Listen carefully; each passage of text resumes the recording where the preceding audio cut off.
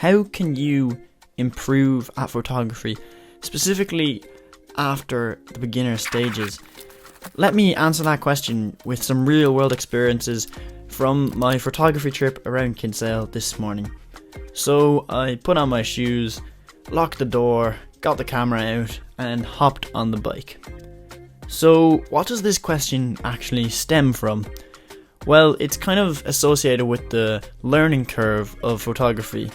You see, when you start photography, there's so much to learn. There's composition, there's the exposure triangle, there's aperture, there's shutter speed, there's ISO, there's so much to learn.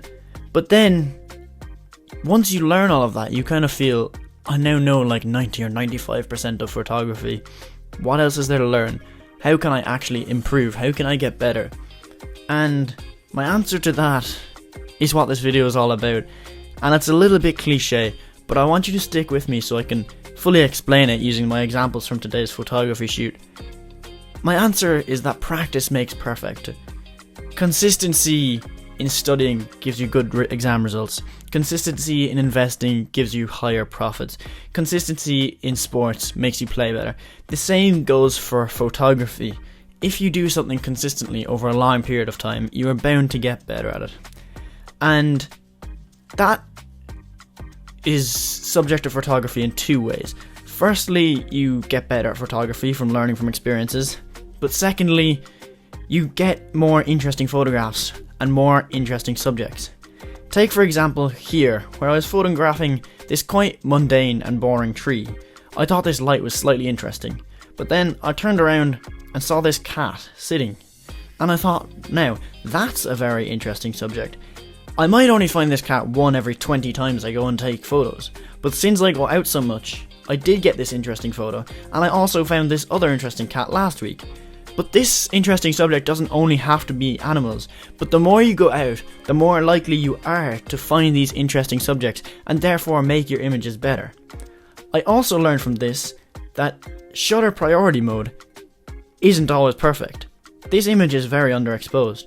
I used shutter priority mode because I thought the cat might move suddenly, and I thought that it should be exposed properly, but it was quite underexposed. So this shows how consistently going out and taking your photographs can lead to you getting more interesting subjects like this cat, but also improving your knowledge of photography, like that shutter speed, priority mode. So this is another photograph I grabbed of the cat, and then the cat decided to leave me. Not a great model, but sure, look, I got a couple of photos out of her. And this next example is also a perfect way to really drive home my message. I came down here to try and get photographs of the boat.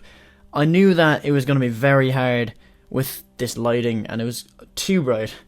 And so I walked down the slippery seaweed and started looking at these boats in the image in front of me. I tried to focus on this light here and the shimmers, and I tried a couple times, but I really couldn't get it.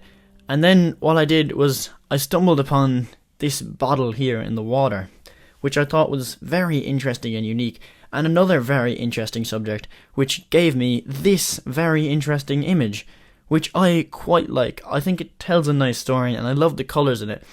But if I didn't come out consistently and go to places and try to get photos, even where I think I can't get photos, I would not have gotten this image. And so then I kind of wandered around a little bit more and took this quite boring photo of the floor that I was standing on. But I think it's also quite interesting and tells a nice story, and it's very similar to this forest path floor that I took a photo of. The simplicity in them kind of makes me a bit happy. I kind of like it. And that kind of leads me perfectly on to my next point about this consistency, is that you can't make it like every Monday I go out for 2 hours and take photographs, because you're going to burn out. If you don't enjoy the process, you're not going to continue it. You might do it for a couple months, but eventually you will burn out. And this is talked about a lot in Ali Abdaal's book, Feel Good Productivity. You have to enjoy what you do and how you do it. So go out with a light heart, go out with an open frame of mind, and I think a great way to enjoy it is to get photographs like this. Get one photograph every time you come out that really makes you happy. I love this photograph. I love how little editing I had to do from this photograph. And this has made me happy and makes me want to go and photograph more, which makes me more consistent, which makes me a better photographer. So I think that's really key, is actually enjoying the process. And if you go out and do something that you really like, then you're going to do it again. This is also another example of consistency. I walked down here and I tried to get some photos, but they just didn't turn out well. And you can learn from that. You know that not every time is going to be a perfect image, but if you consistently come out, you will get good images. And then I snapped a quick pic of the trusty old bike for the crack. Then I hopped back on the bike and started my journey back home. I cycled through this forest with some interesting light, and I decided to stop and get a picture, and this is the image that I captured. I love the lighting here and all the different shadows. It is quite similar to another photo that I took of this forest path. This one's just a little darker. So on my way home now, and I stopped just here to grab a quick picture of this boat. It's very similar to the other image that I showed you. So that is how I believe you can continue to improve as a photographer, especially at an intermediate stage. I really hope you enjoyed, and hope to see you around for my next video, hopefully next weekend. Bye bye.